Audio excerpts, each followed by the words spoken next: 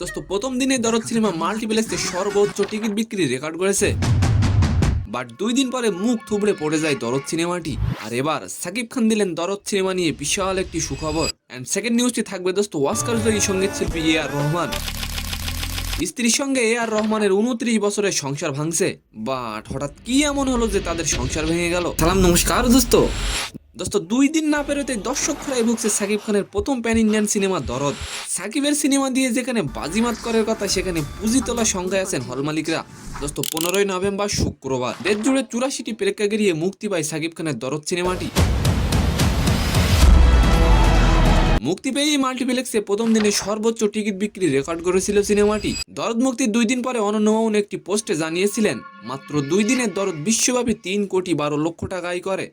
দরদ cinema box অফিসে কি মুখ থুবড়ে পড়বে নাকি ভালো কিছু করবে অবশ্যই কমেন্ট করে যাবেন।